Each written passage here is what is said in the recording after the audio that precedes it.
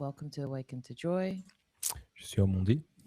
And today we have another guest on. Again, it's Sasha. And you'll know him from his previous videos with us, his previous conversations with us. And we're just going to dive right in. Thank you to everyone who's in the chat. And if you just want to introduce yourself to anyone who's new to you, Sasha, and just welcoming everyone who already knows who you are. Hey, Sasha. Hi guys, thank you for having me back on again. Really appreciate it. I feel like I've said a lot before about in regards to introducing myself. I'm just somebody who focuses on the exploration of consciousness and embodiment, which is stability of the human. So yeah, I'm excited for this conversation. Yeah, Likewise. are we? Likewise. So let's get it started. So we got already people. Yeah. Yeah, Lovely. we do. Yeah. The chat is delayed. We usually focus on the conversation, but if we see anything that stands out to us, we do try to chime in. But for now, we're just going to get into the chat with Sasha. All right, let's go. Let's chat. But hello to everyone in the chat. All right, let's go. We're going to dive right in. There was a question that you had for us, which is unconventional, but this is what we do here.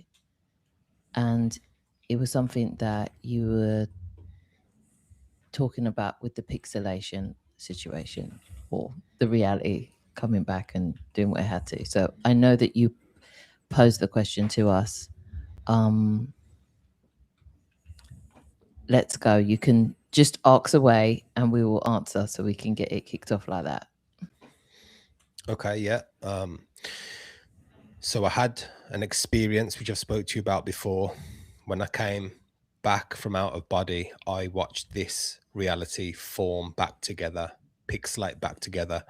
That gave me an understanding of the mechanics of how reality assembles and disassembles, and how it appears like a kind of 2D screen with a perception of 3 dimensions. When I spoke to you about that, you guys seem to resonate. So I wanted to know, what was your experience with that, and how has that felt for you? Go ahead. I'll say mine after. Okay.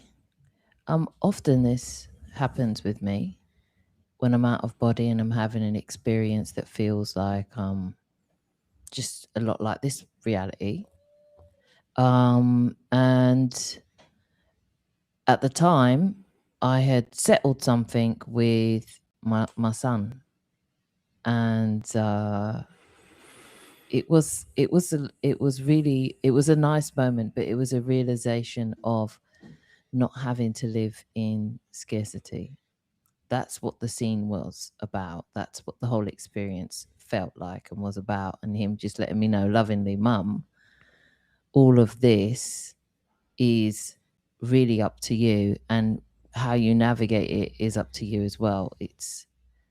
We're still living solo experiences, but together, side by side.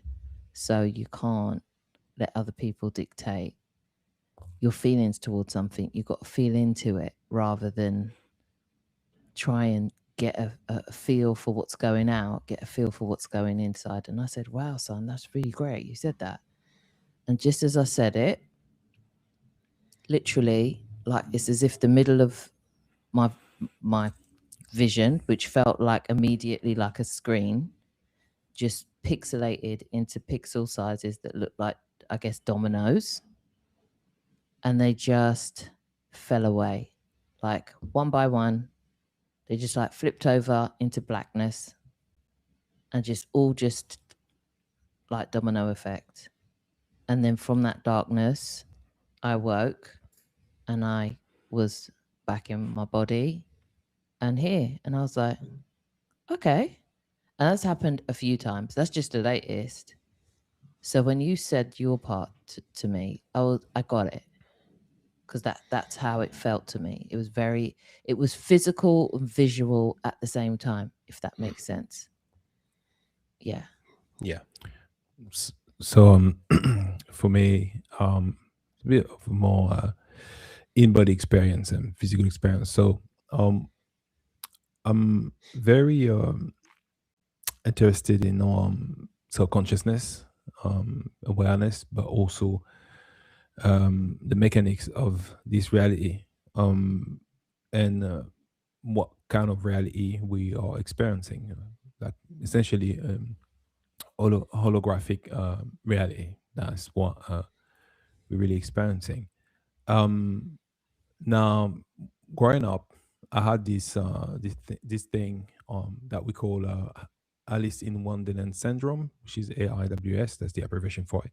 They've got another name for it, but I don't remember what it is. And essentially, was taking place when you experience that. You're seeing the reality around you changing. So you're seeing the wall wobbling, the room become bigger or smaller. You're whether too big for the room or too small for the room. Time is speeding up or slowing down. You have all weird sensation. And then for a long time, obviously, then I used to hear voices from the other side beyond the veil, but apparently it's not part of it. So the medical industry likes to own these condition and say, well, this is what it is, but we don't know what causes it. It might be a fever or whatnot, and everything that say causes it, I've never had. So, and I'm trying to reach out to a lot of people that have experienced that because, as far as they're concerned, they're happy because they grew out of it, or some still experiencing this, but they're thinking, well, it's a condition, and they left it like that. Now, with hindsight, I realized by taking time to go over the fear of it that it is not a condition, it is you perceiving reality differently. So you literally see reality before your eyes changing. And there's a weird sensation that's happening in your body. So when you see this pixelating reality coming back together and this, where you notice basically that reality is very fluid. So the mechanics of it is not what we've been told. And essentially it's fueled by our consciousness. Basically how we behave, the way we think, or we allow ourselves to think.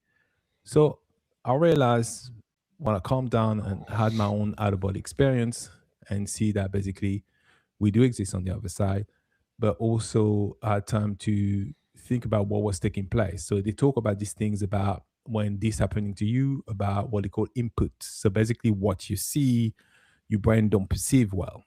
So that is why it's taking place. So they're showing you the physical, the mechanical aspect of it was taking place. But then that's not really accurate because I remember that when I closed my eyes, the same thing still happened. So if it is due to the input that's misinterpreted, that it would stop as you close your eyes, and it wasn't. I had the whole sensation, my body felt very, very weird. The changes in my body, I felt all the changes happening in real time. But I just simply realized that coupled with the voices I used to hear, I used to be able to hear the different timelines. This me experiencing the multiple layers of reality. And that reality, it's not static, it's actually fluid. Looking back, I realized, oh, that makes a lot of sense. So that's why I resonated about the fact that you say, I saw before my eyes this pixelating reality, um, you know, um, taking place, the motion of it.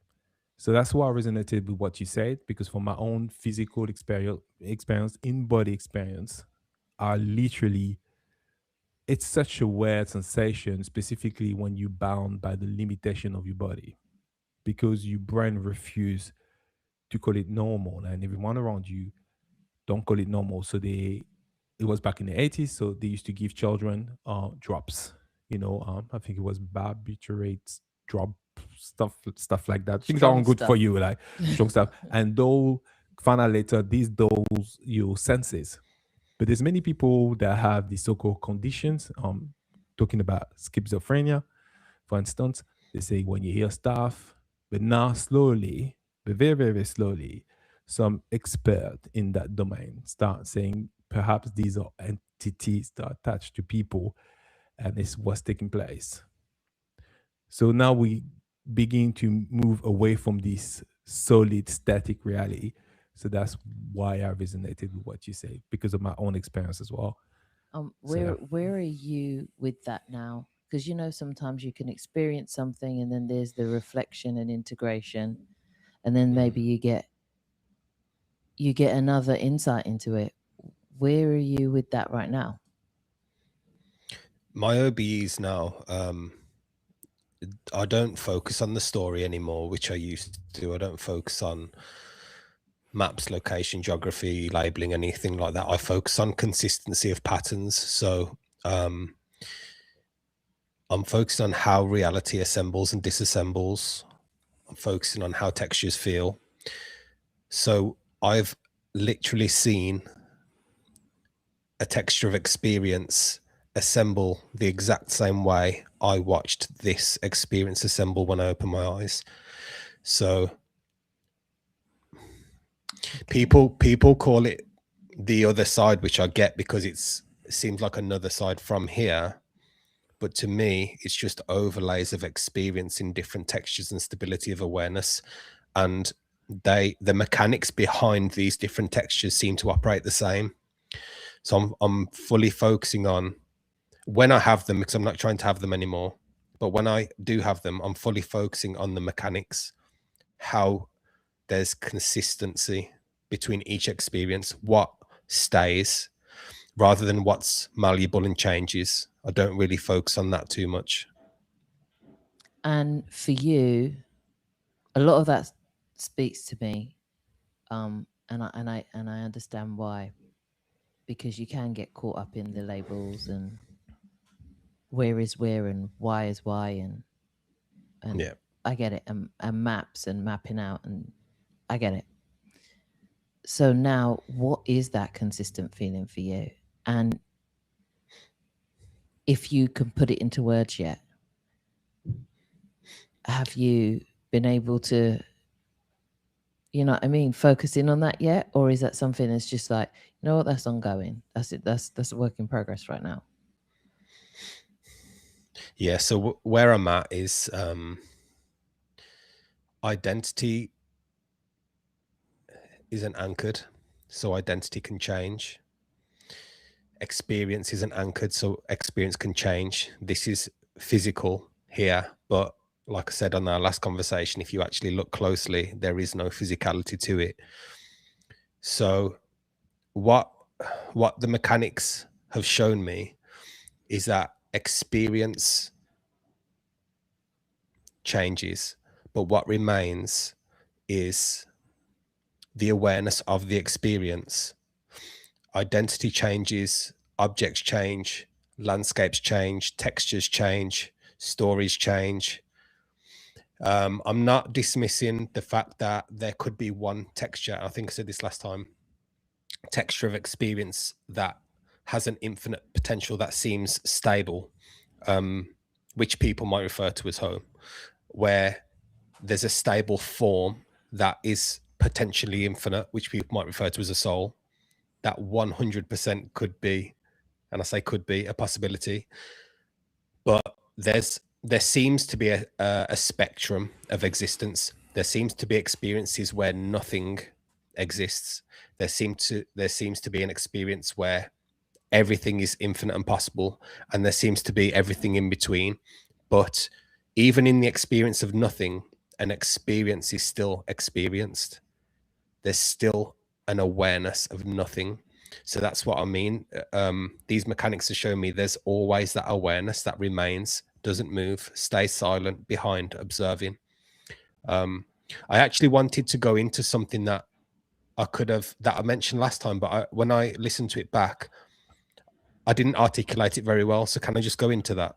Go Sure, for it. go for it.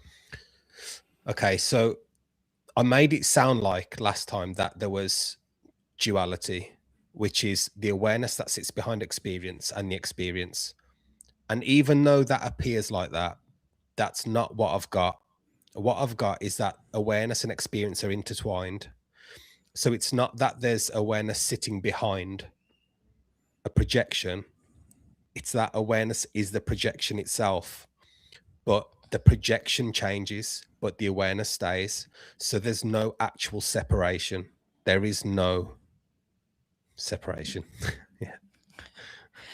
This is so synchronistic because I was literally, we'll be having this person on soon, but I was literally watching someone talk about that yesterday, and that you're in it, though you, and it's it's inside of you, but you're in it.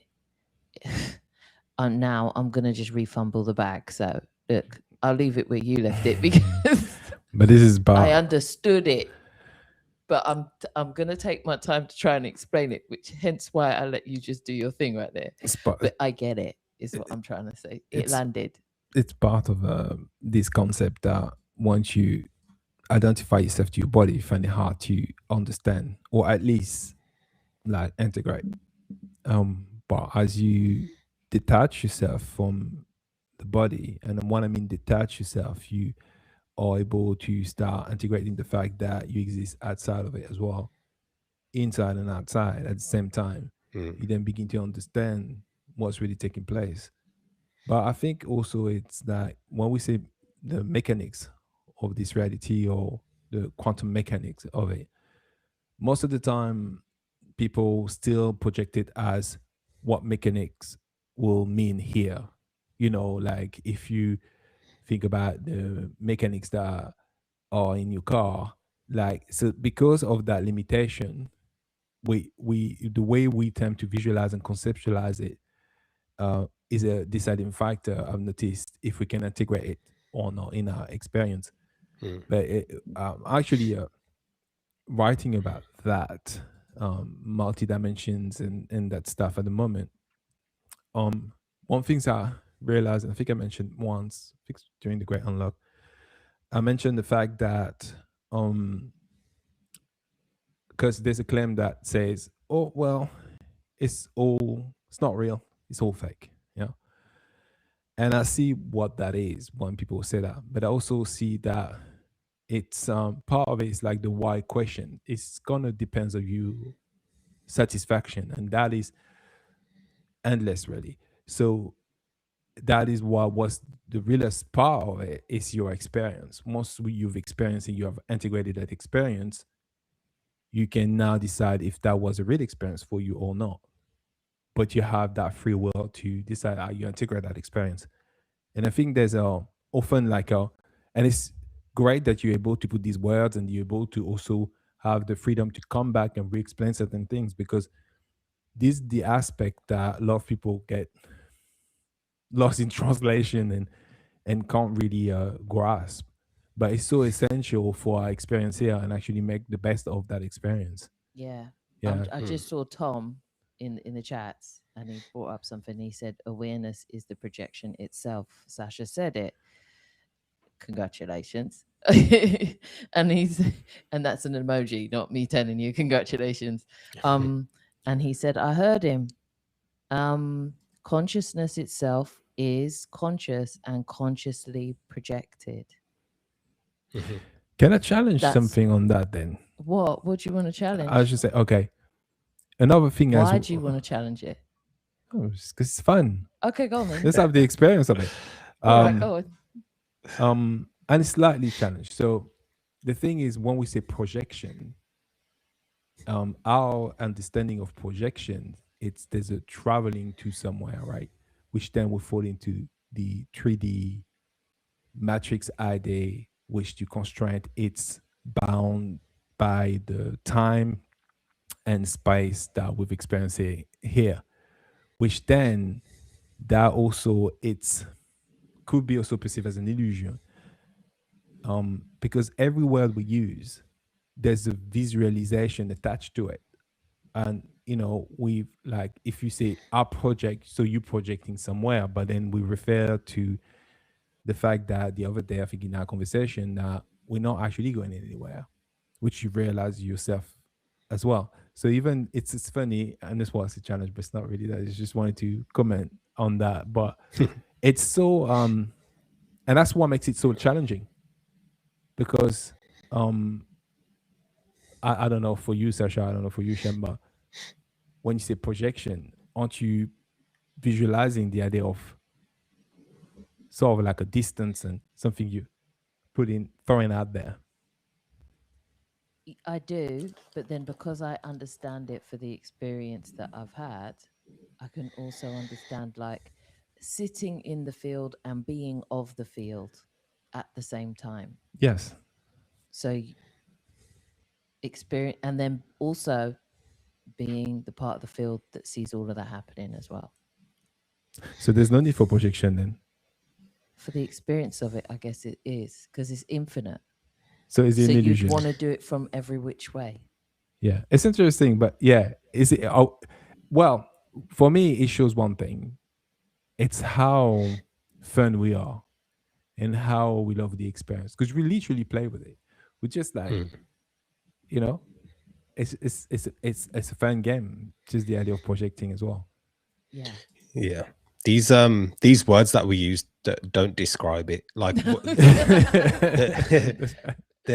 words that I use, I try my best to articulate it, but it still doesn't describe it.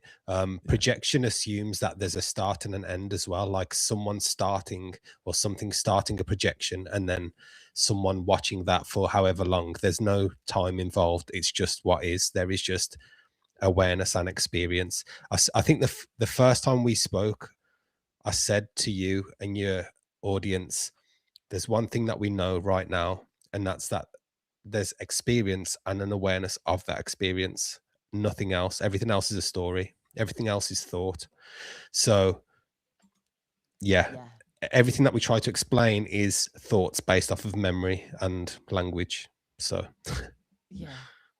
It's difficult not to render what you say at every sentence is like obsolete, like not to render that obsolete, because it's like it's so challenging.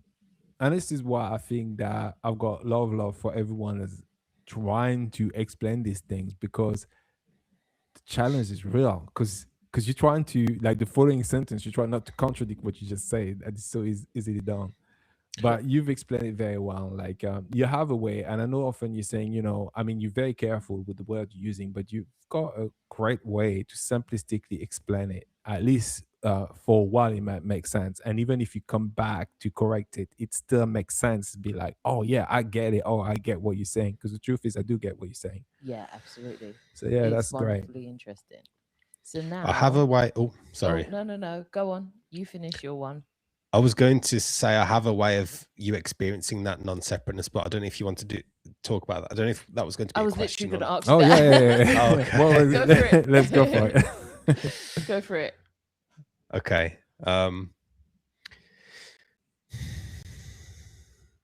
So in my experience now, even now, when I look around, it's like, and again, these are words, it's like a 2D film in front of me.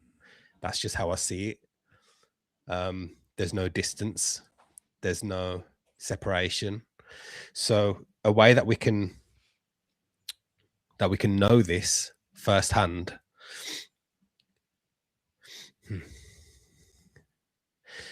Okay, so if there's a sound that happens 10 meters away, if there's a bang or you hear a bird, is that sound happening there, or are you hearing it here?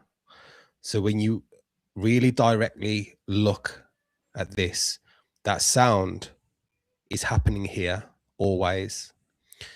When you look at a car driving down the road or a bird going across the sky, are you seeing that bird there, or is that seeing happening here? So when you focus on your direct experience of everything that's happening, everything happens here. There's no separation. It's just appearing as if there's separation. But if you really look and listen, everything you feel, even if you feel a fire that's 5 meters away, the warmth is being felt here. Everything is here. Nothing is anywhere else. We are a perspective of everything. I don't want to say that as a conclusion, but it appears like, and even that's wrong to say.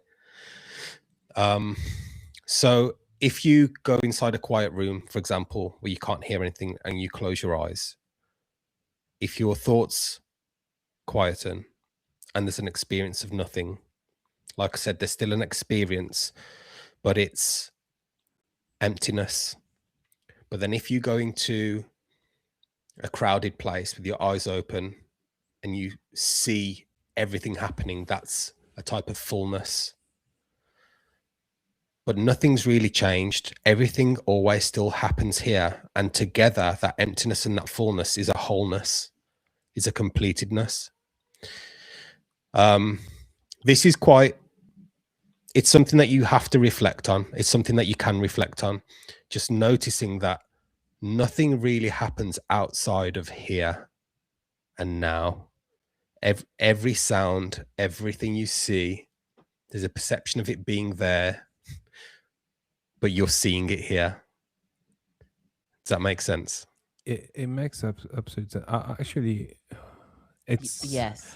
it makes sense. And actually, I can probably give a version of that as well, because part of the AIWS as well, you all of a sudden start hearing reverberation on voices or sounds. So it's and it's what got me to realize that this reality is very fluid, but these are essentially overlays, the layers. It's made of multiple layers, and the way it's constructed, it's an add-on to what the experience would be. And by the way, AIWS, the reason why it's called like that is because the author of Alice in Wonderland had that syndrome, hence why all the things he talks about is inspired from it.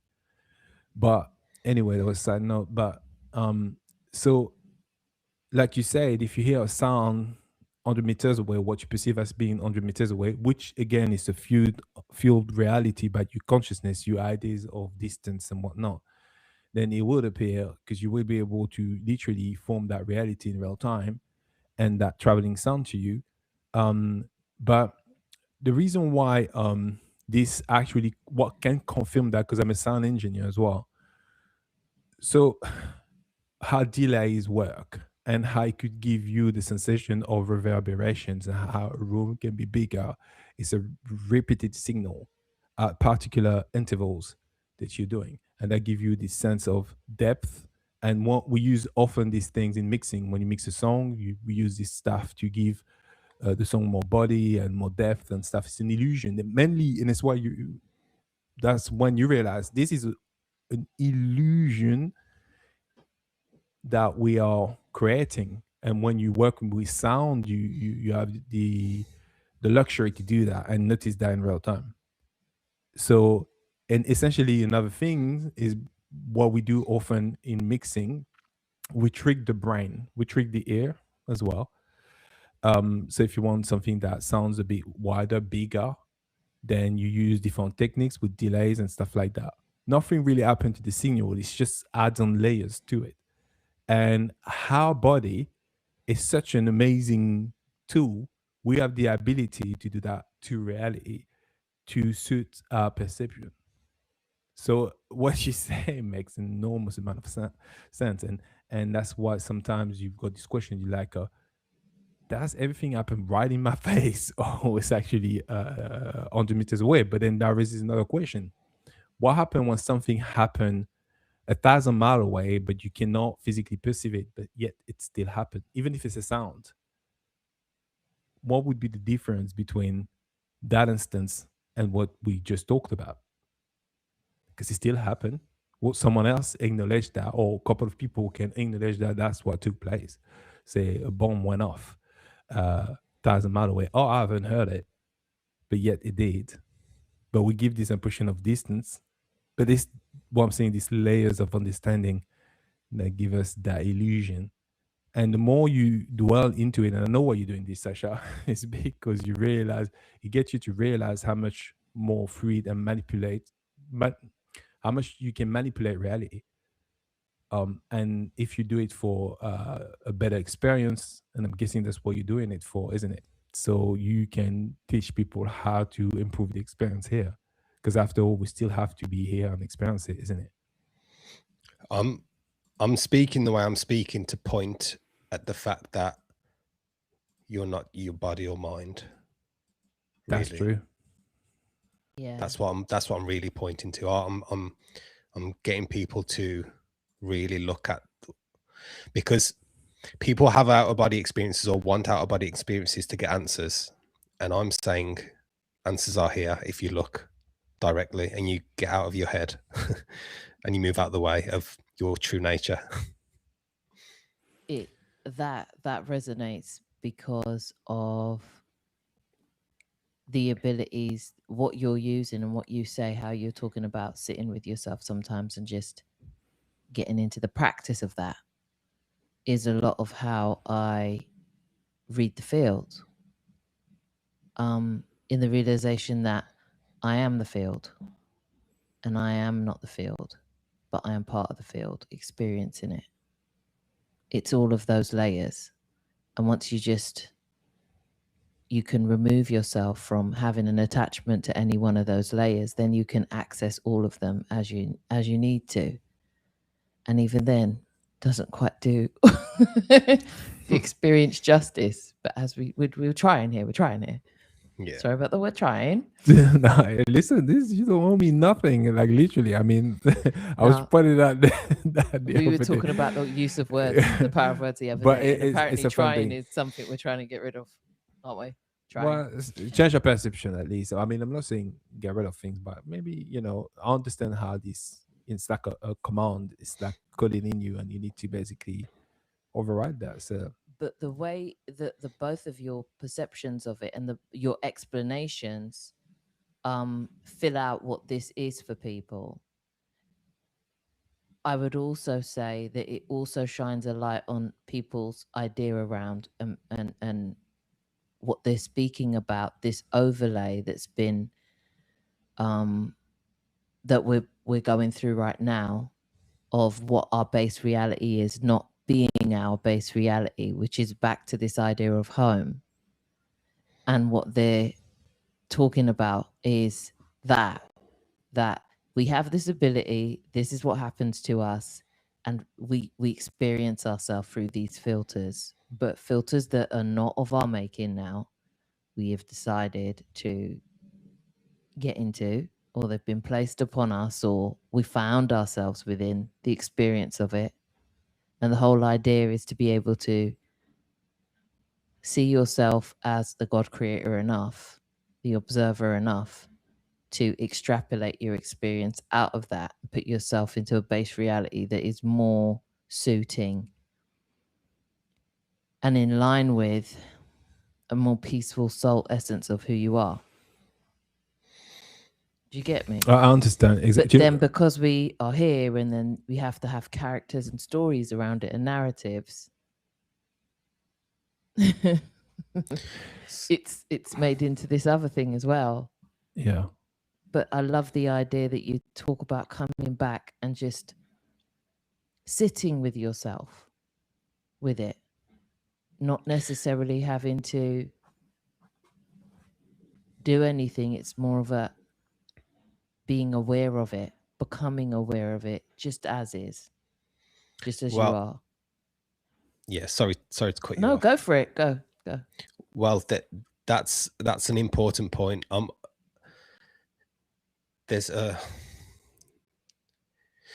we need to look at, as humans, identity. Like, it's the biggest thing we need to look at, because we're saying, for example, we know we're multiple lives, and we can get into the multi-dimensional aspect, but we know we're multiple lives. We know we're not this character right now. We know we're not, but then we're still saying, but we are this, and we're still taking that aspect of identity with us somewhere else.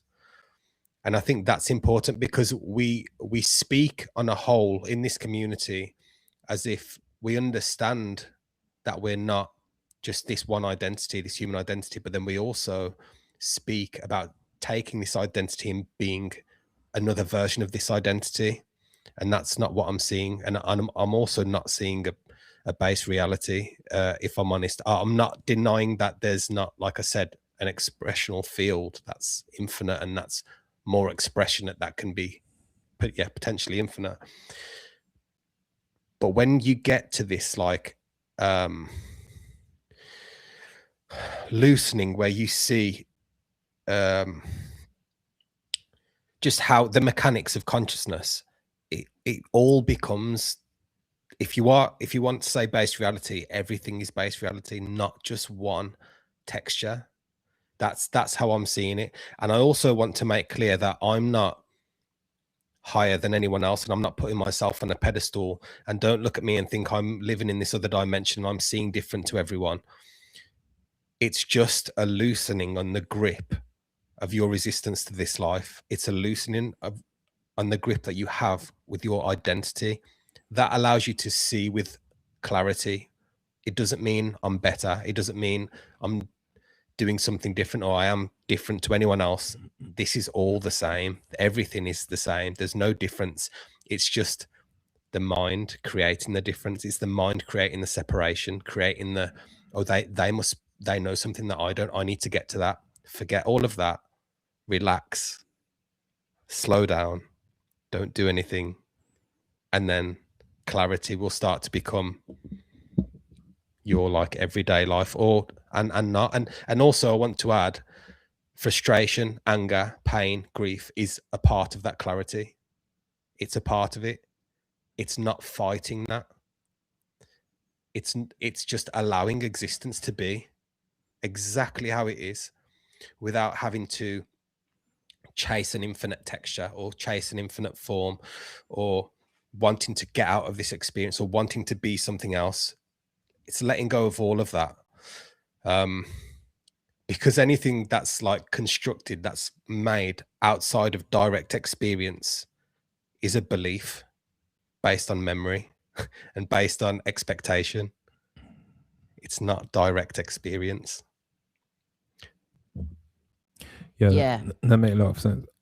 That makes a lot of sense. But then what I would say, and what I would add to that as well, is this identity piece that you were speaking about is probably a lot of people's single most biggest hurdle. And I've been shown in Out of Body how that hurdle was even constructed in the mind for us. So that this is something in this experience, this part of the experience where we are, that we get attached to, because it's the game of identity. Yeah. It's the game of how quickly can you form one. And that's why we talk of identity crisis here. And that's why it's such a big thing to have patriotism and titles. Husband, wife, father, mother, sister, brother, all of this stuff. It's all baked into the idea of identity. And I think that that's on a human level, like on just a human experience level, why it feels so painful to even suggest that you'd have to leave it in any way. It's so baked into the experience, and because we are of the experience, we feel every tear, every bit that says, oh, Christmas don't exist, or your children, they're not yours, it's like it hurts at every turn. And I think that's part of it. And where you're saying this allowing comes in is this release of it, where it's like the only way to not let it hurt the most. It's like, and I'm saying this laughing because I've been through the cycle of it hurting to let go of different parts of it. And when you think you're done, you find out you've attached to another one. Yeah. And then you're fighting again until you just, like you said, sit with it. You know, just let it do its thing instead of holding it like a ton of balloons on string. I don't know. I can't even, yeah. I think what you're both talking about, I think what I realized how important it was to understand, or at least be aware of where this is coming from and why this is actually taking place. And essentially, I found out that people don't know much about the body. They just know what science says about it. And there's truth in science. I'm not saying there isn't, but or what the doctor says about it. And we forgot what's fun about it. because at the end of the day, these are the vessels we're operating from in this current reality. Now, yes, we have the ability to project ourselves out or leave our body temporarily and come back. We can do all of these. But what I realize is many people stop doing a lot of things they used to do when they were a kid. And that was a time, if you reflect a little bit, and go back to that time where you programmed, yes, that was the beginning of it. And there's certain things that, you used to have to do, even though you didn't want to do it. But there's things I remember doing just, naturally. So I was talking about reverberation, just to talk about that, for instance. If I was in a cathedral or like a big hall, I used to project my voice because I used to love the sound it makes and how fun it was. But then I never was told then that's me just manipulating reality. So, like this pixelation you've seen and what reality truly is, and when you say like this, even the idea of core-based reality, that everything is that basically, not trying to dissociate these, I think gives more perspective in how we can operate from our bodies, because we still need to use these bodies. It's not needs, because you could just decide, you're going to go and cross over and down. But I'm just saying, if you're still staying in these bodies, you're going to have to operate from these vessels. So, what do you think when it comes down to operating inside your body with all its limitation? Have you found a way where you can start changing your reality from that perspective? Because I know there's the understanding part, but once you understood that part and you are in stillness, did you begin to understand how you function, how your vessel functions, and what you can do with it? Just want to say firstly, before I answer that, Shem raised a really important point. Identity is something that every single person in the world has to deal with, doesn't have to deal with, but if they're like on a path of clarity, will have to deal with. And it is the hardest thing to deal with, because you can be 20, 30, 40, 50 years old and have that whole lifetime of memories of people calling you your name, of people telling you whatever. And that is a whole lifetime of that you will have to unwind from. But you do not need to get rid of identity. You do not need to fight against identity. Identity is required as a tool in this experience, but it's just loosening your grip with it.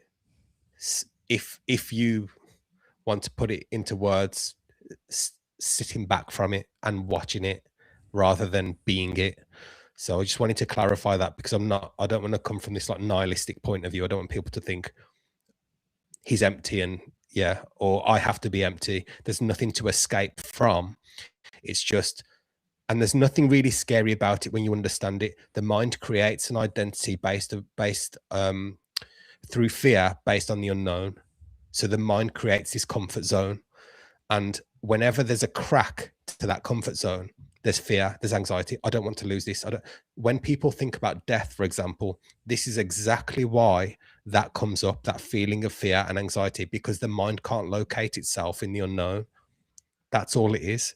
So you're not, when you understand that you're not your mind, and you understand the patterns of the mind and how it literally raises fear and raises blood pressure and signals when it's confronted with the unknown, and you start watching that and you're like, oh, that's not me, that happens, then you're left with, well, what is me? What am I? But what you are is the infinite nature, that is the life force within you. Like when you watch the animal kingdom and they flow effortlessly through life without worrying about bills or how they look or what they eat, this is what humans can have. They can have this peace. They can flow naturally with life. They don't need to get rid of anything. They just need to stop trying to control everything. Yeah, what you said. Yeah. I'm glad you brought it up like that, because you don't sound like that though when you speak. Okay. You don't sound like you've given up on identity and I've thrown everything away. And I think that this is a big reason why a lot of people don't touch on it. It's that one elephant in the room where I don't want to come across like I'm telling you to forget your mum, but loosen your grip. And they were like, what do you mean? I'll never leave her, you know, and that's not. And these are the things, words, they get in the way sometimes of the feeling behind it. But if you're really listening and you're really tapped into this conversation, you'll know what we're saying and where it's coming from and what place it's coming from. And it's coming from a place of ease and flow and awareness, not from cutting out and separation and any disdain. It's just that having the freedom to have that awareness and knowing that there is not that much efforting that needs to be done to achieve it. And the idea that there is another part of this thing we call identity that we play with. Yeah. There's nothing to achieve. It's what you are. I was going to actually touch on bit on identity because things I'm writing at the moment, I mentioned these ideas of identity and link to manifestation and what essentially create our reality. But one things I've begun to realize is how people think identity is singular. It's just one identity and that is it. And often that's what get them stuck, because once you think that, you wouldn't allow yourself to change that. Yeah, you may have been that person yesterday, but today you've moved on and you become that person because this is what aligns the most with you.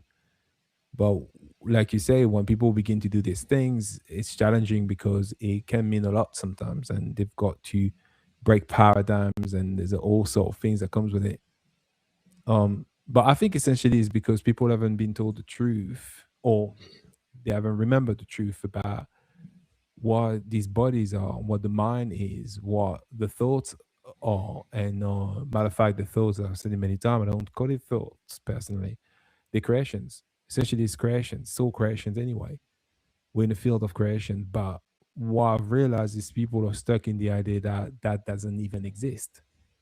So, because we are having this talk is because we want to, on a practical level, take people to a place where they can begin to allow themselves certain things and being able to just function. And what would be one of the first steps you can do once you let go? How does it look like? That's really what the question I wanted to ask you. Like, you let go. And I'm not going to talk from my personal experience because you've got your own experience, and you've got, like I said before, you've explained this concept pretty well for someone that think that maybe haven't done a great job, and have to re-explain it again. I think you're doing a really, really good job, because it's very challenging to explain these things, sometimes ineffable. But yeah, once you begin to let go, what happened? What you in stillness? Are you become more intuitive? What was it? How was it for you? No, it's a gradual. If someone was to ask me, okay, you've mentioned identity, you've mentioned that that's not who I am. How do I see clearly? Well, firstly, I'd say look at what you think is you, because what you are actually changes constantly. You might have liked the color green 2 years ago, but now you like the color blue. You might have been born and been given this name, but you might change your name legally. What exactly is you? So people are like, they're in a space, and this is pretty much everyone in the world, they're in a space of attaching to this identity, but they don't even know what it is. So what I would say is start noticing what happens when you react, for example. I think we spoke about this before. Start noticing your defensiveness when someone attacks or appears to attack your character, your identity. Notice that reaction. the more that you notice, and this isn't even a trying, it's just to simply notice and then letting go of that noticing, because the more that happens, your mind will then start to notice for you. So you don't have to do it after a while. The more you notice, the more you even start laughing at the fact that this pattern keeps reoccurring. And then that's when you start to distance yourself from that pattern. That's the loosening of the identity. That's when you start seeing, oh, I'm not this pattern that keeps trying to come up over and over again, that keeps trying to want to be safe, that keeps trying to bring fear. When I think about when death's thought about, you just start noticing from a place of, I wouldn't even call it separation, because after a while, the loosening becomes allowing all of those patterns to be there. Those patterns loosen, but there's no real separation from you and those patterns. It's just all a kind of happening. It's a complete letting go of trying to control or identify with anything. And when you have OBEs, I am nearly 95% of the time, I'm not me in my OBEs. I don't come back and think, oh, I'm going to lose Sasha forever. What happens afterwards? Because there's still that uniqueness in that form. That's the true nature that never disappears. But so it sounds scary to the mind when you say you are not who you think you are, because then the mind will ramp up and be like, what do you mean? What do you mean I'm not who I think I am? That's not you. That's your thoughts. That's a pattern of fear. So I'd just say, start noticing lightly, and then over time you will naturally start to notice, and then that will allow the loosening to happen. Yeah, I love Makes that. sense, yeah. I love that. I practice it and it works for me. And it could be done in such, what I love about it as well is it could be done in such mundane situations as well. Like you could do it in your OBEs, but you could do it in your dream life as well. Though I have this understanding for me that they're all one in the same. Should be giving them different labels. Mm-hmm. But like this morning, I think it was about waking up actually, and I just needed 5 minutes, and the kids were not giving me 5 minutes. And I remember there was a moment where I was experiencing it as me, Shem, and then also the person that thinks, oh, Shem has to get out of bed. She has to walk down the stairs.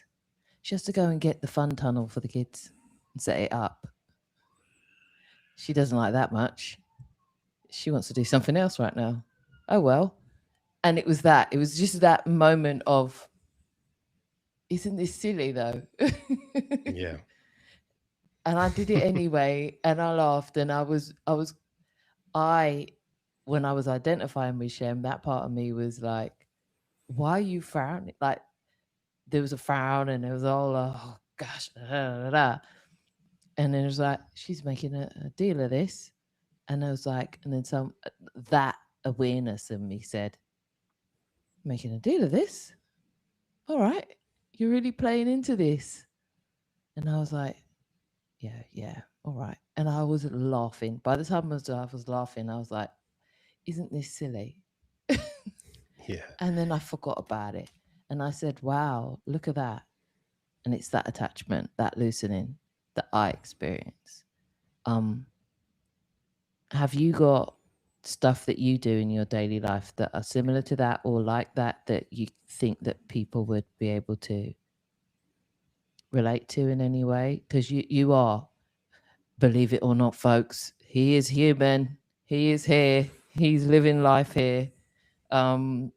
Without you, just regular life, Sasha. What do you do in your regular life as well? Like in those moments that could like someone else could relate to. Look, I'm a dad. I don't sleep. My kid's nearly 1 year old. I work. I wash dishes. I have volatile life. I'm human. But this is about it being okay, that being human. And even what you were saying there, Shem, there shouldn't even be any pressure to try and get rid of anything There shouldn't be any pressure. All you're doing with this loosening really is just noticing the habits and patterns of the brain so that you relax. And once you relax, you're more yourself. This true nature that you can, that's just there, that is you, is human. It's like the most, it's the foundation of human. We've just added an extra layer, which is this identity. And then we haven't added it. Our brains added it because of, what's the word? The nervous system has a fight or flight mechanism. So over time, it has these reactions, which are completely normal. Again, you don't have to stop them, but then your mind attaches to those mechanisms. Your mind literally attaches to absolutely everything. And then we subconsciously and unknowingly attach to that attachment, attach to that identity. But underneath that, this silence that we're speaking about is your true nature. This isn't something scary, although it might sound like it to the mind, but just loosening the grip on those attachments allows you to be yourself again. You are never, and this is what I meant by home, you are never anything else. You're never anywhere else. You're always here, sitting back, relaxing, enjoying life. But there's a you that isn't, because of your resistance to everything. I shouldn't be washing dishes. This is boring. I have to take the kids to the school. But all of that's human. All of that's fine. It's your resistance to those things happening. Like, that's where the friction comes. But allowing the dishes to be washed and allowing you to have anger and frustration, you don't have to stop any of it. Just stop attaching to it and stop making it you, because none of it's you. It's just life happening. Just like when a bird sings and you hear it, that's life happening. That is the same thing as you getting frustrated. There's nothing to do about it. It just happens. I've said before, when I first started speaking about this stuff, give yourself a break. That's literally the best thing I can say. There's nothing wrong. You are perfect.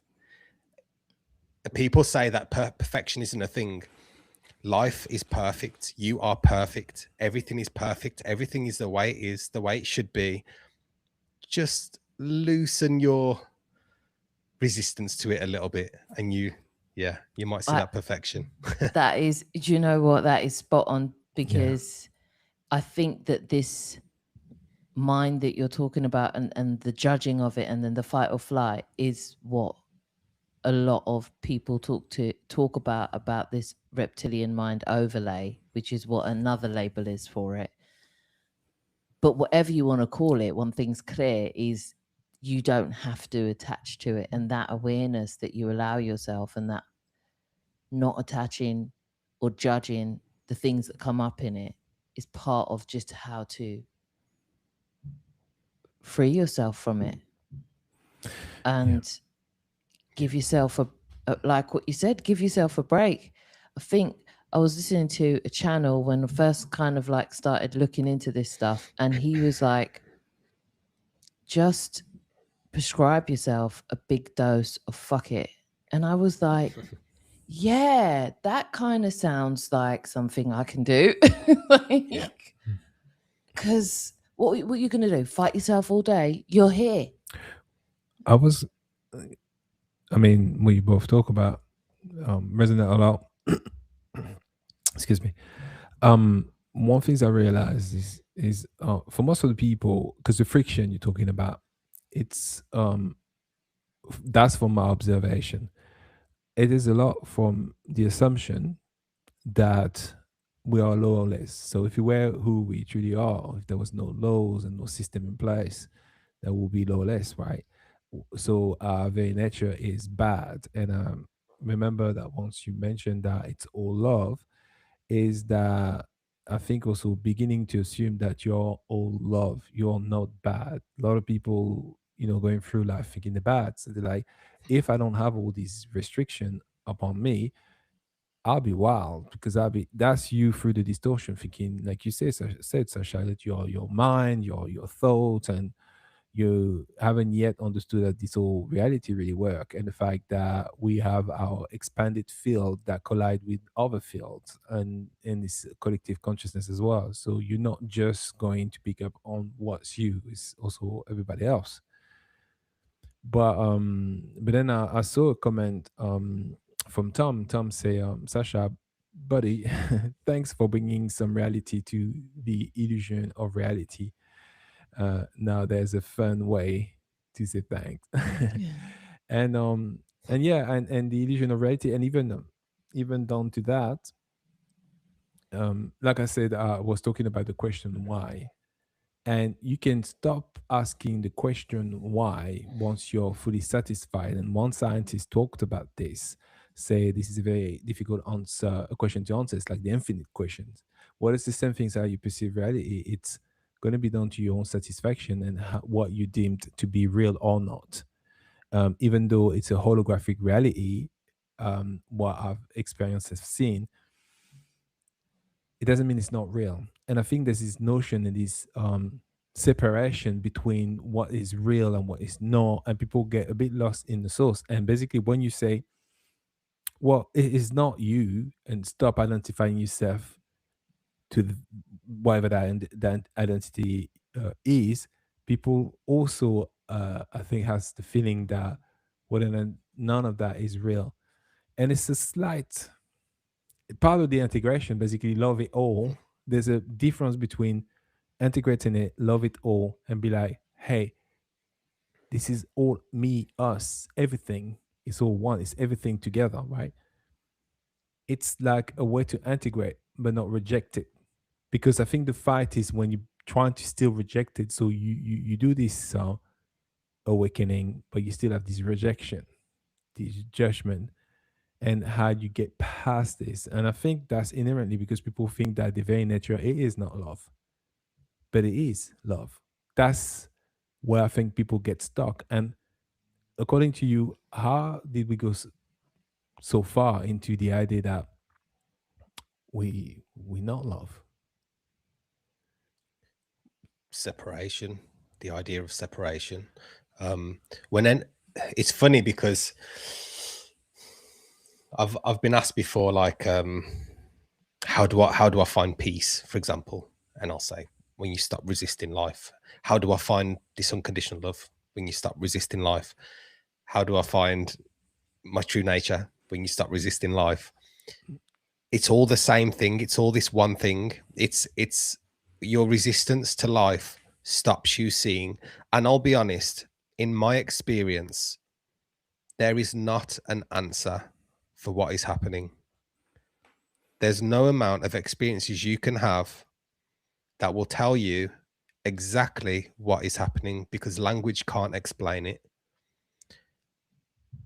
There doesn't need to be an answer. And when you get to this place where there does not need to be an answer, that's when your resistance starts loosening, because you're now in a place where you're like, oh, I don't need to know. I'm okay with not knowing. I'm okay with not worrying about death. And that brings you here.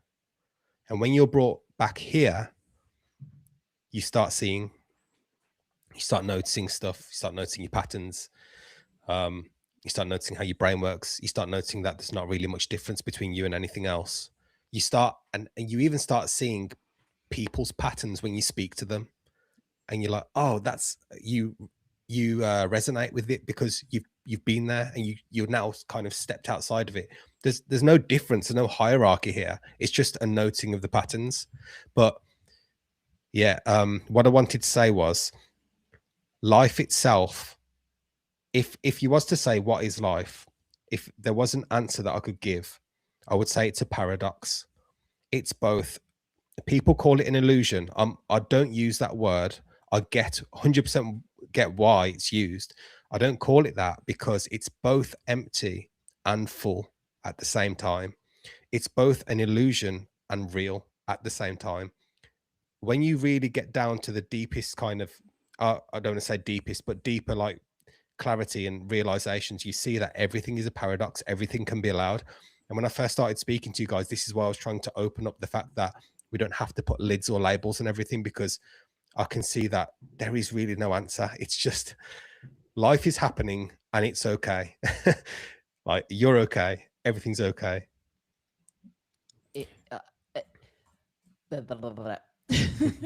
Honestly, magical. It's magical. It is. Just what I said.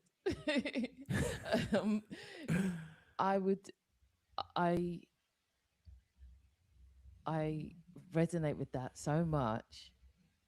When you said that's when you can get clarity, it's like you do that and then clarity steps in. You start seeing the patterns. It just appears.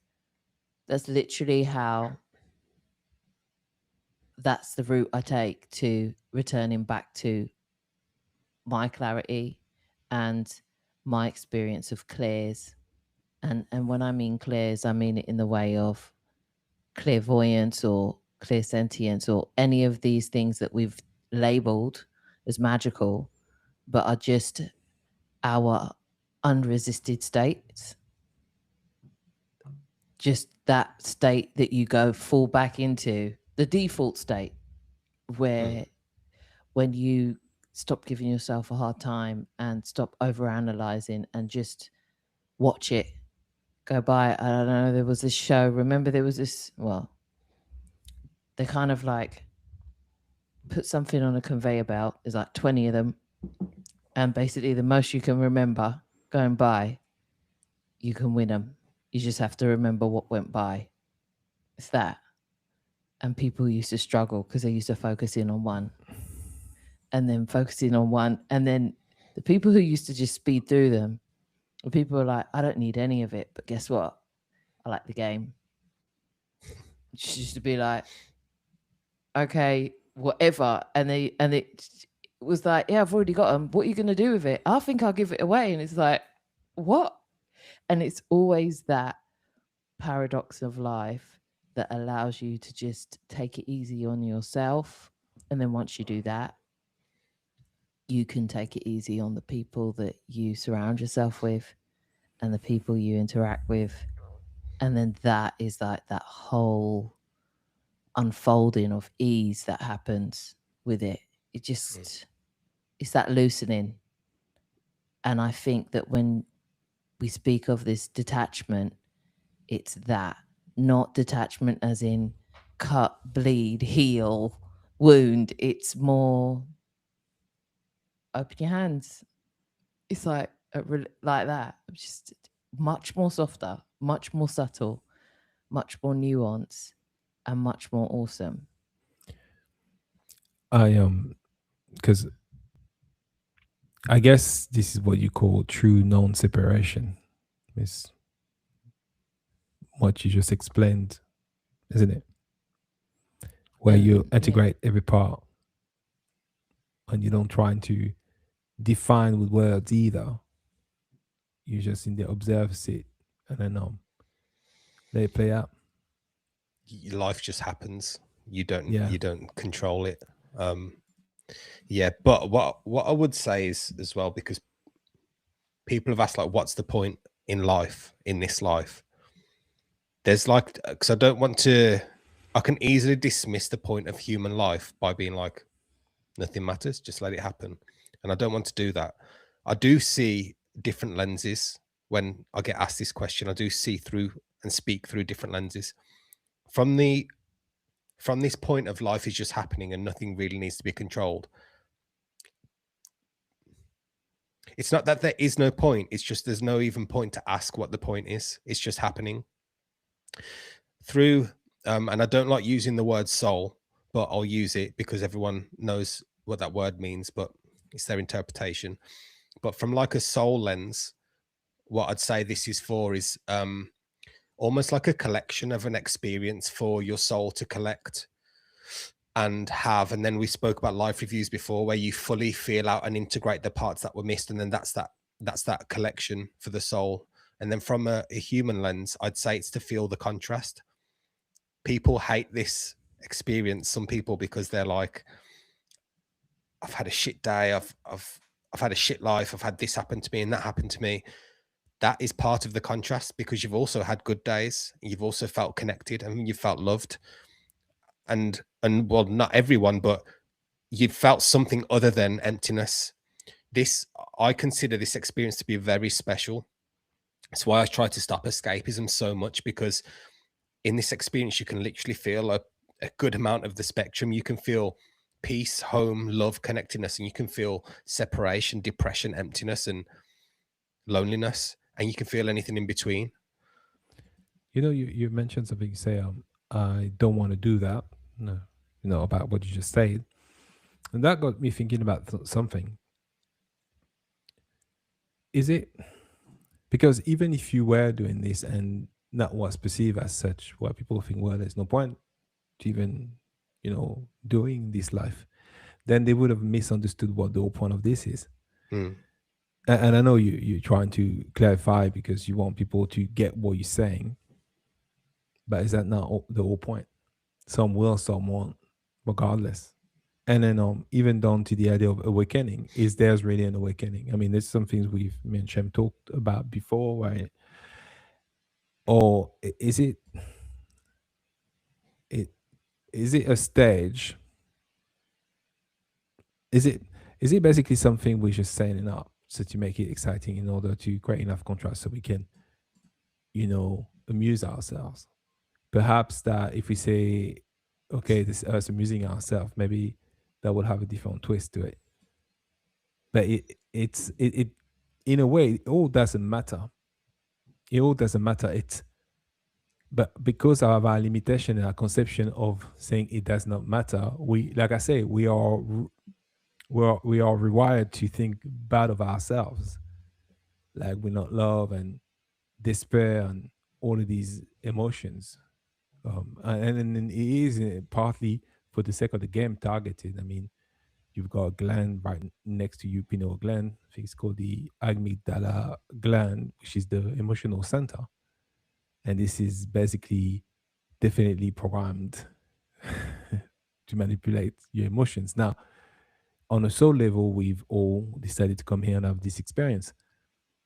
But then perhaps it's about beginning to sit with the idea that it doesn't matter and it's all okay. It's letting go of the idea of boredom, because just because something doesn't matter, our very identity makes us feel that boredom is bad. Our interpretation of boredom and how we view it, how we decide to respond emotionally to it, and what is our idea of fun. And it goes also, I guess, the same way for the other side of the spectrum. As we judge someone that might be in spirituality, so to speak, going through an awakening, but still want to, you know, acquire the fine things in life, because we know this is definitely something people judge.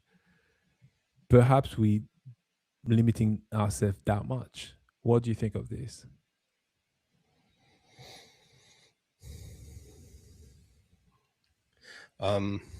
Okay. So awakening, firstly, I don't like that word either. It's just seeing clearly, seeing your true nature clearly. I don't think people have to awaken. When I say we're here to feel the contrast, that doesn't mean I have to feel every single high and low, because if you look at it from a whole perspective, there are people that are going to just be in the darkest depths of mud their whole life, and people who are going to quote unquote be awakened or see clearly, and then there's everything in between again. So it's like on a whole level, there's contrast within contrast. So that's what I'm getting from this. When it comes down to I think you mentioned money and stuff, I think people need to mind their business. I think anyone can do and be exactly how they want.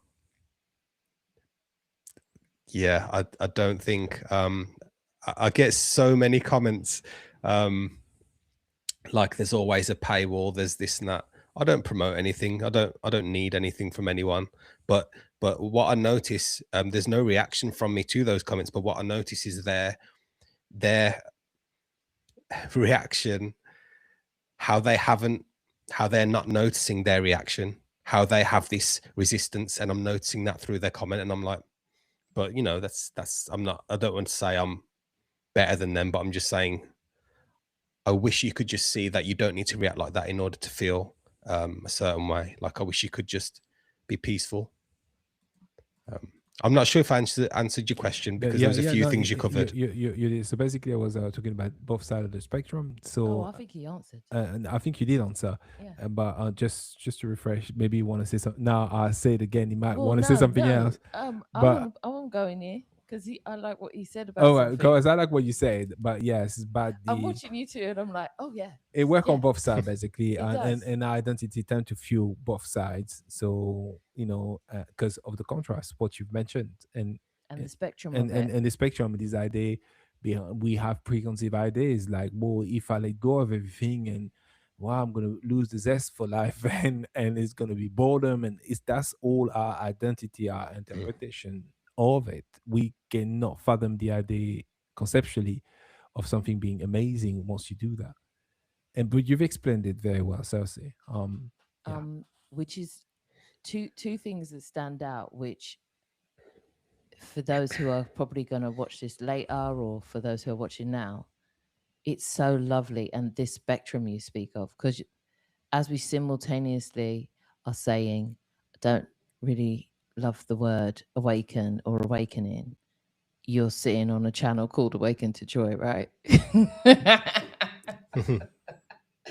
And then you're like, I don't really like using soul, but you're literally called Soul Wanderer Sasha. And I was like, yeah. And that is my bit that is detached from all of this, is saying, yeah, and it's wonderful. It's the excitement, isn't it? It's the excitement of it all, because we can still sit here and still have this conversation despite all of these opinions and contrast and nuances, and just be like, yeah, and I said what I said, and I am what I am, but I'm none of the above and all of it. So do you understand? But I noticed, and it's lovely. That pull, you notice that pull to like want to comment on, and it's like, that's so funny, because that's the exact thing that pulls in people to say, if you're spiritual, why are you charging? It's that same pull that's, though they're watching all your content of over 100 hours for free. But then simultaneously getting ready to go to work, and then going to work and earning money. And it's this, just put the sword down. Just put the sword down for a minute. Pick up a biscuit or a cup of tea, whatever you want to do. But just put the sword down and relax. These things can exist all in the same space together, lovingly, and not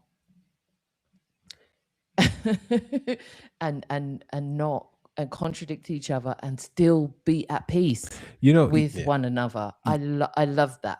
I love the whole thing of what it is. I love that whole last 5 minutes of it all. You mentioned something, you mentioned some things that actually got me thinking about. It's so funny. I mean, 100% yes for this contradiction, and yet we can have this amazing talk and this amazing experience, like you say, Awaken to Joy. I feel the same way about the soul, and I feel the same way about the word awakening, as we simultaneously. It's lovely. That's what I'm talking about. Just because I have prescribed myself a little bit of dose of fuck it.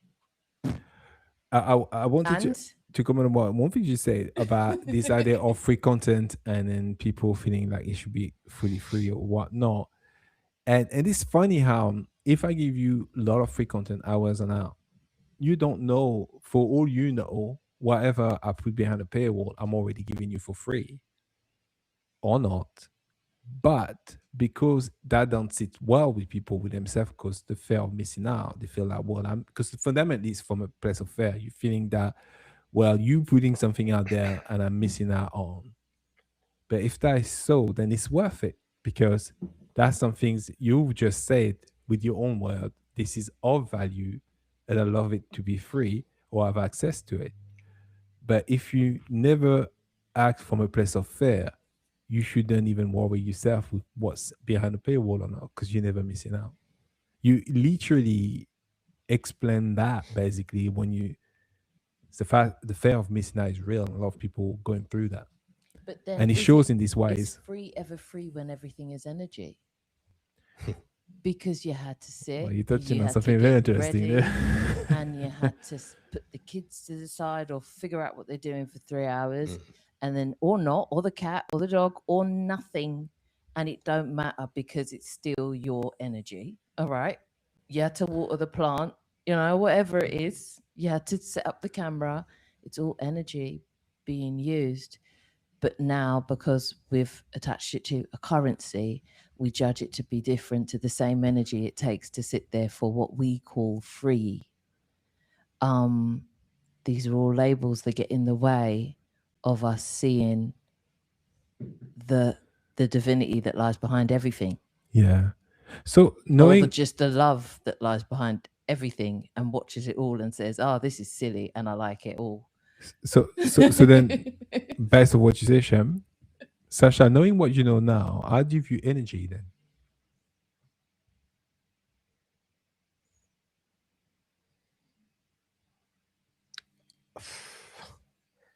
Everything is energy. I don't know. I don't really know how to answer that. It's like trying to label what is life, what is existence, what is everything. To me is energy. While we're on the subject of energy, I've got a good you know, earlier when I said about how you can feel there's no real distance when you are everything, there's also something you can do, which I do every night, and it's so nice when you get it. If you're lying down, you notice a sensation, let's say tingling in your arm or an itch or just some kind of sensation.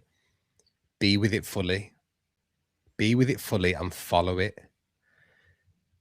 and then notice other sensations and just follow them, or then pick up the next one. Before you know it, I don't know if this will be gradual for you, but you just become an ocean of those sensations swirling around, and it's really nice to feel.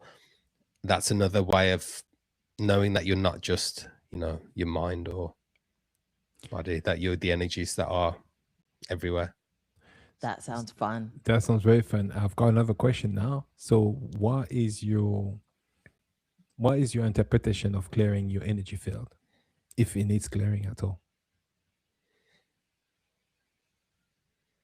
I just think that's an idea. I think that's an idea of something to do.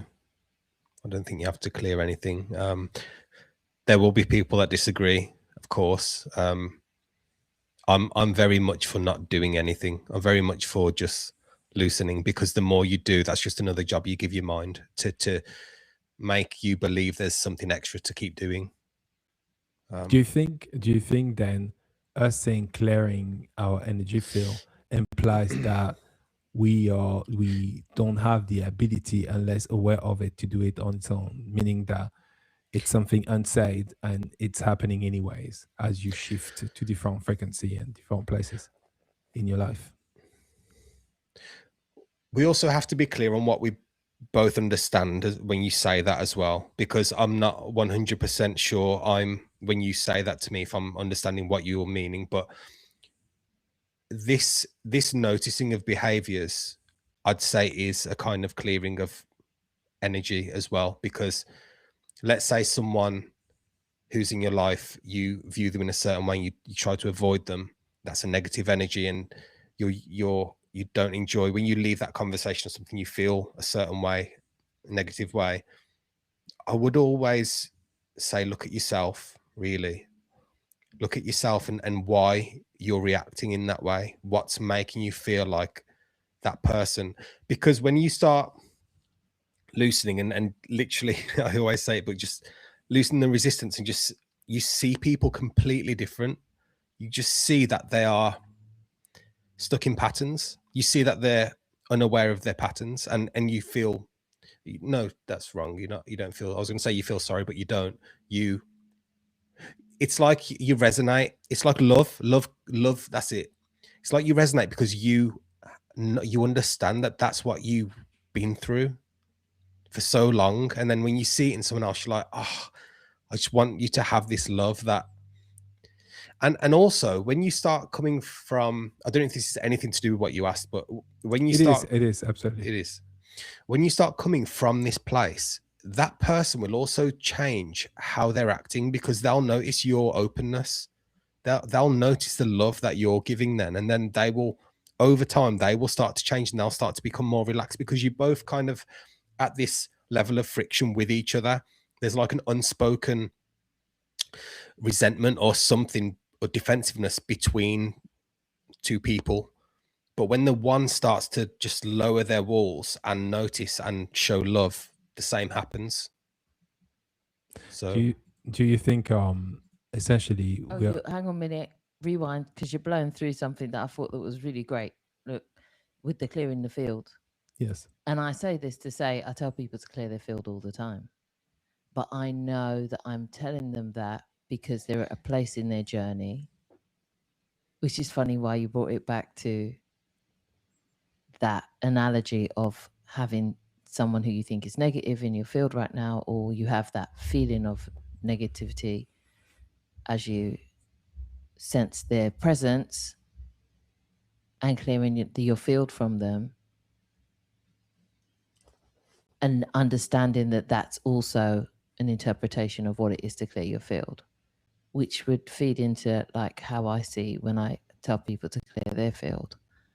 It's holding that compassion, but then if you're not there yet, holding that fuck it to say it's all right. If you're not there yet, then don't try to be either, and then just do the most next step loving thing, which is just to walk away from it or leave that, let that go in whatever way that looks like.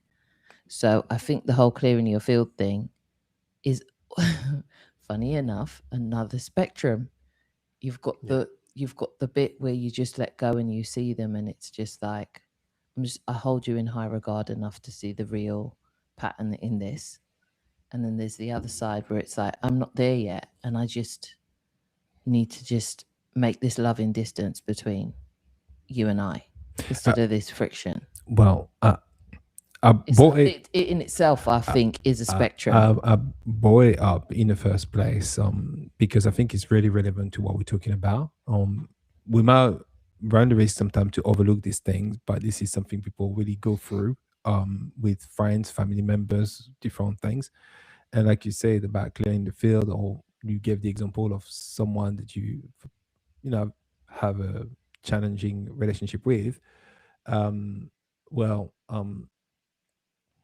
The lot of the time, your identification, your idea, what you decide you're going to allow yourself to do or not to do, has a lot to see with it. I.e., walking away from a relationship, you may not do so because you believe in the blood relation and certain things that tie you to that sometimes potentially unhealthy relationship for you, depending on where you're at. Now, it's not always the case, but it can happen.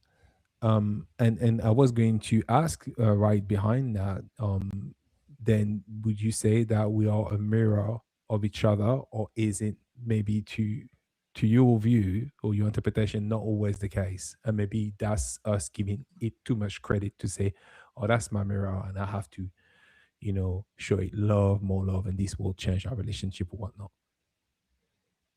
I think everything is a reflection.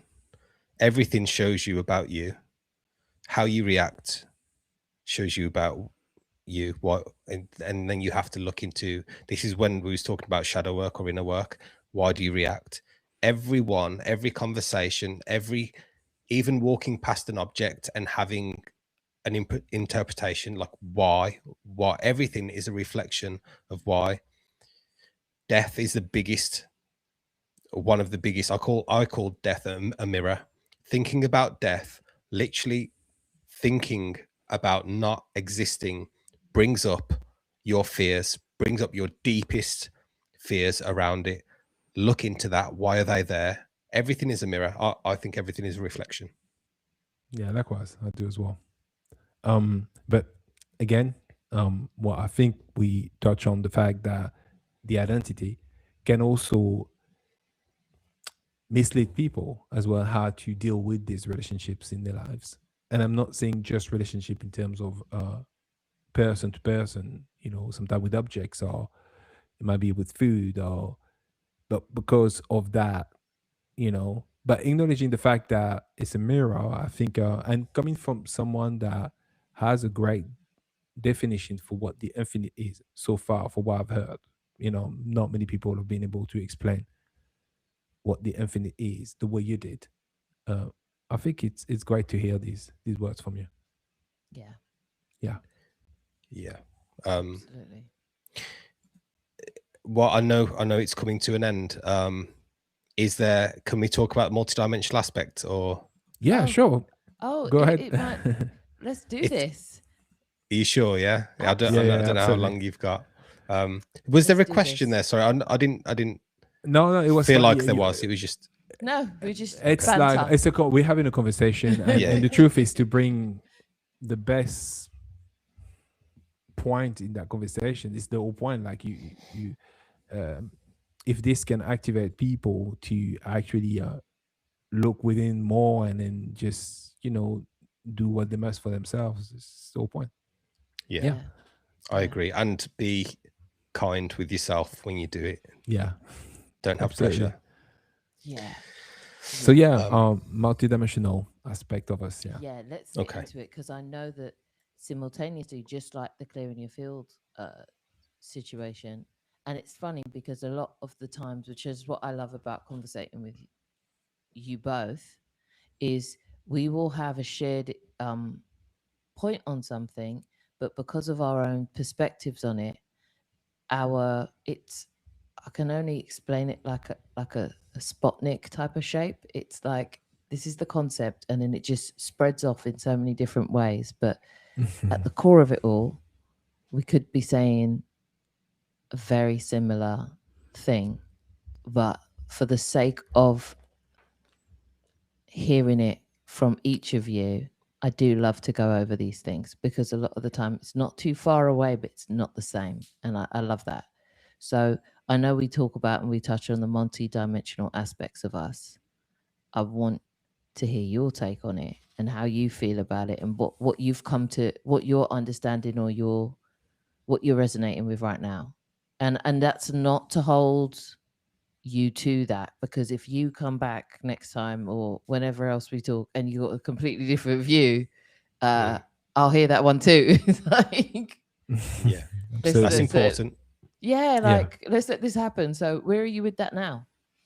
Yeah, that's important to say. I always say, take what resonates and leave what doesn't. And I don't ever have conclusions with anything I say. Infinity is open to me, so interpretation is open to change. Yeah, because if you didn't have that leeway, I don't think you have many podcasts out there. Once you said something, that's it. That'd be funny, but well, that's it. That's exactly it. So yeah, I used to believe, which I think nearly everyone believes, that there are loads of us running around right now at the same time.